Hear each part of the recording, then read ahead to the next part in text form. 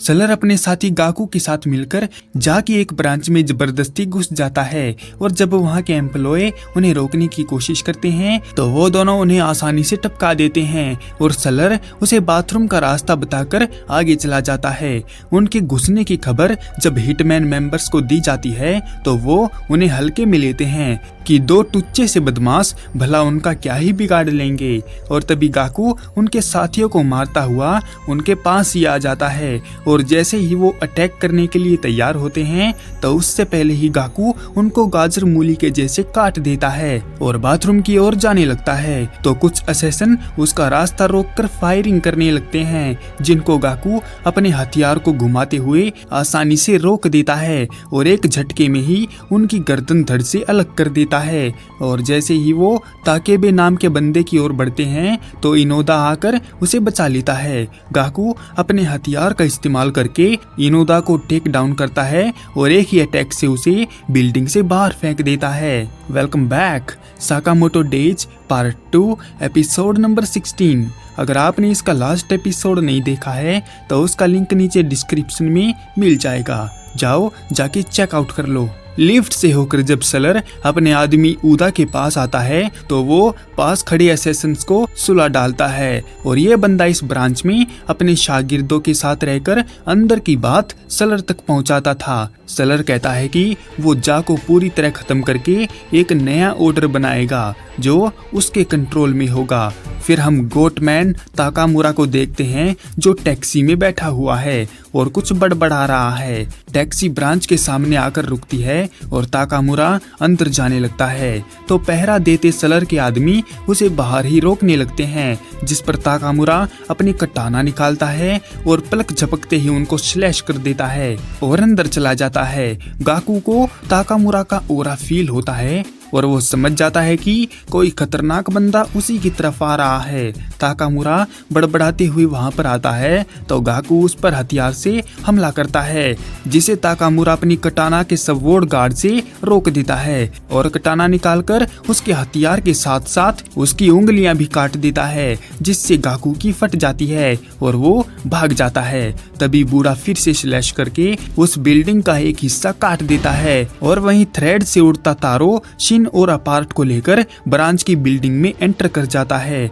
और अपने सामने सलर को देखता है और उसे जिंदा पाकर हैरान हो जाता है, क्योंकि उसका नाम उजुकी था, जिसे तारो ने कई साल पहले टपका दिया था मगर वो बच निकला था। शिन भी उसे पहचान जाता है क्योंकि एक बार वो उसे देख चुका है। तारो सीधे पॉइंट पर आता है और अपने ऊपर बाउंटी रखने का कारण पूछता है, लेकिन सलर कुछ न बोलकर तारो को चाकू घोंप देता है। शिन आगे आता है तो गुलाम उदा उस पर गन रख देता है, जिसको अपार्ट अपनी थ्रेड से रोक देता है, मगर तभी सलर उसका हाथ ही काट देता है। उदा शिन को दबोच लेता है तो तारो उसे किक मार के दूर फेंकता है। शिन और अपार्ट को अपने पीछे रखकर तारो सलर से लड़ने की तैयारी करता है, क्योंकि उसके साथ फाइट करना उन दोनों के बस की बात नहीं है। तारो एक चाकू से हमला करता है तो सलर उसको काट देता है और कहता है कि उसे तारो के साथ फाइट में पुराने दिनों की याद आ जाती है। तभी वो एक इनविजिबल अटैक तारो के पेट पर करता है और फिर से कहता है कि क्या वो ट्रेनिंग की बातें भूल गया कि अपने दुश्मन को कभी जिंदा न छोड़ो। पर एकदम से शिन अटैक करने आता है तो सलर एक ही बार में उसे सुलाने की कोशिश करता है कि तभी तारो आकर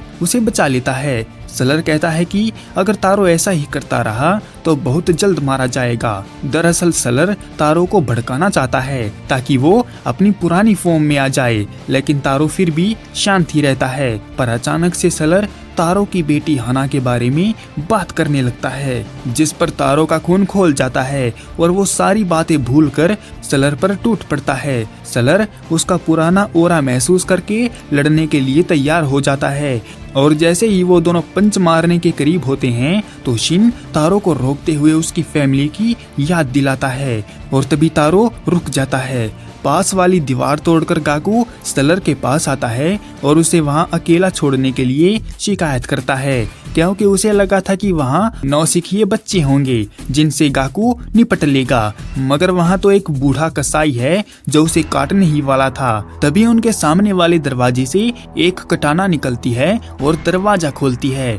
अंदर से ताकामुरा निकलता है तो सभी के सभी सहम जाते हैं। सलर के ऑर्डर पर ऊदा हमला करता है तो ताकामुरा अपनी कटाना से उसकी उंगली काटते हुए उसका गला काट देता है। गाकू चौड़ा होकर भिड़ने आता है तो इस बार ताकामुरा उसका हाथ ही काट देता है और एक लास्ट अटैक होने से पहले ही ये देखकर सलर गाकू को पकड़ता है और फॉल बैक कर जाता है। तारो उसे रोकने आगे आता है तो उनकी बढ़िया हैंड टू हैंड फाइट होती है, लेकिन अभी उसको भागना है। तभी ताकामुरा भी उस पर टूट पड़ता है तो अपने आप को फंसता देख सलर ऊदा का इस्तेमाल करता है और छुपाए हुए बॉम्ब से वहां ब्लास्ट करके निकल जाता है। शिन तारो को शुक्रिया बोलता है क्योंकि तारो ने उसे बचा लिया था।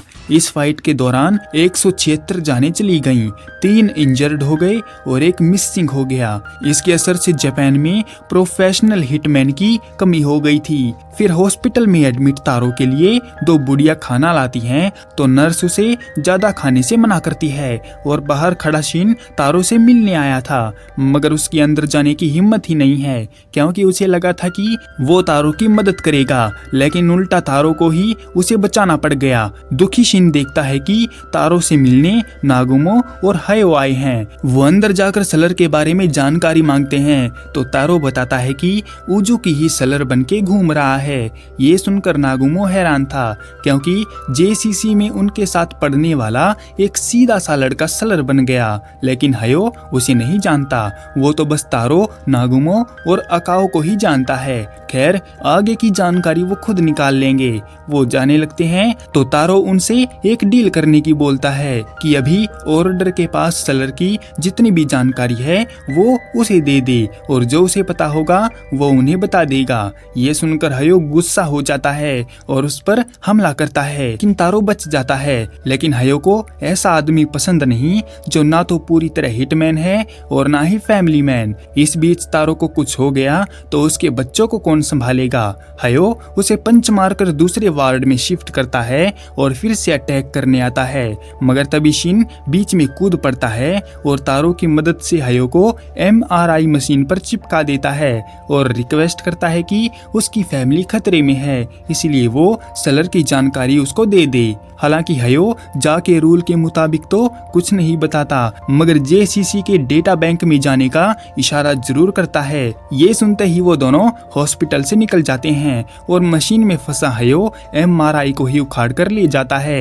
एक बिल्डिंग की छत पर तारो शिन से बात कर रहा है और उसे शुक्रिया बोलता है क्योंकि फाइट के टाइम जब तारो ने अपना कंट्रोल खो दिया था तो शिन की आवाज ने ही उसको होश मिलाया था। अगर उस टाइम शिन ऐसा ना करता तो आओई को किया हुआ वादा टूट जाता कि तारो किसी की भी जान नहीं लेगा। खैर अब उनको सलर के बारे में पता करना है और इसके लिए उन्हें जाना होगा जेसीसी के डेटा बैंक में। क्या तारो को सलर की जानकारी मिलेगी और क्या सलर की नजर तारो की फैमिली पर है? वो आखिर करना क्या चाहता है, देखेंगे नेक्स्ट एपिसोड में। तब तक के लिए सायोनारा।